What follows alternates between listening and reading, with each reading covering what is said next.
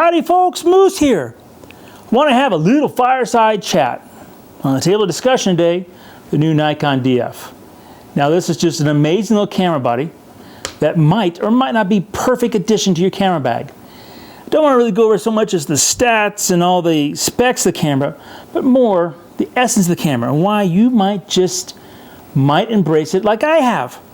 Now it's been called a retro camera, and that's probably because we've got the very squared off prism, the old name plate, and we've got the old dials and buttons, very similar to the old film cameras. But make no mistake of it, this is very much a digital camera, even though it has no video ability. And I'm here to tell you, I love the fact that I have a camera, no video. Now, it has the same sensor in here as the D4.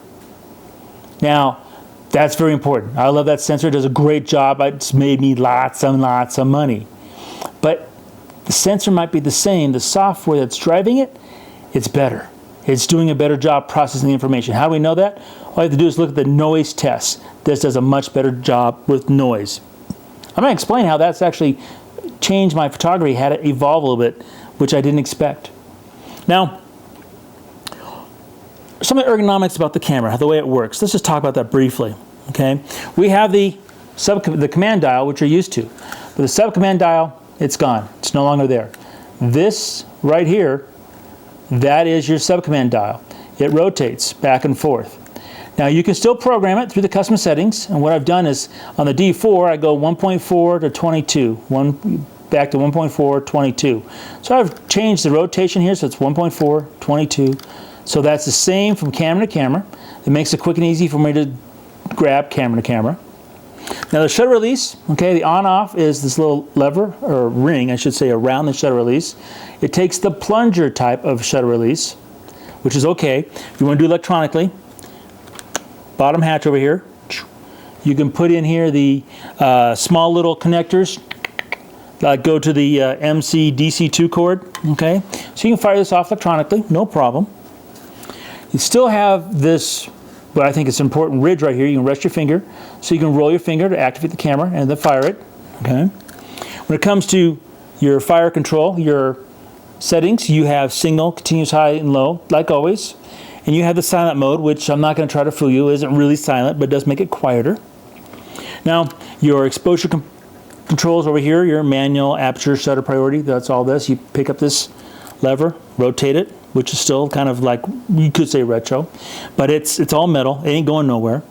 You might be asking yourself about this little window. It's itty bitty. I mean, if you're 18 years old, you can see this perfectly. If you're an old fart like me, it's like reading glasses or binoculars to see these little numbers. Your shutter speed, f-stop, all that in here, which is no problem. We've got that covered another way in a second. On the bottom, you have over here, you have your function button and your depth of preview button. My function button I have set to disengage the flash. This one is my virtual horizon. Bracketing button right here. Okay, you have a 5-frame bracket. You have your very retro lens release button right here. You have your current AF manual focusing lever, and then press the inside button to change your auto area AF 21, 39, all those things right there. What's unique about the DF is the fact that the aperture ring now has an indexing pin. So if you want to use your old lenses, you could, and it will aperture index AI. Personally, I like all the new stuff, so I'm sticking with the new stuff. Like this is the 5814, really a beautiful lens I really like. Now, you have up here your ISO. And the ISO, you press this button right here, and it will rotate a full 360. You can select the ISO you want. The small dial is your aperture, your exposure compensation. To press the button there, rotate that. Took a little bit to get used to that, but I can do it now without even thinking about it or looking at it. The back, okay, pretty cool. You still have your info button, which we're kind of used to. All right, so you can get your information. But you have the big eye over here. You press that, and you'll see it down here now. That's yellow. We can rotate through that, and whatever's highlighted, we can hit the OK, go into that, and change those settings. So we don't have to always go through the menus. The rest of the buttons, pretty much what you're used to, okay?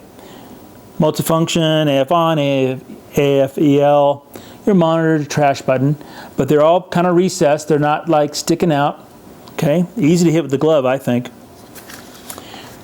probably noticed though that the hot shoe, okay, it's got the cover in it. Even though I've gone through and I have tested this with the 910, I've gone in and gone to the custom settings. I have changed it to E4 so I can control the ambient light exposure compensation independently of the flash.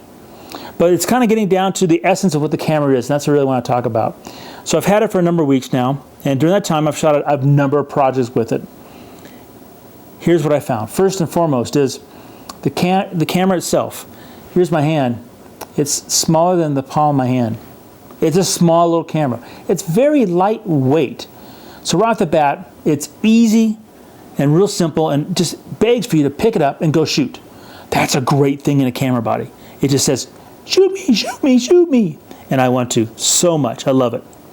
Next, okay, because of the really outstanding noise performance for this camera, I've kind of changed up my shooting.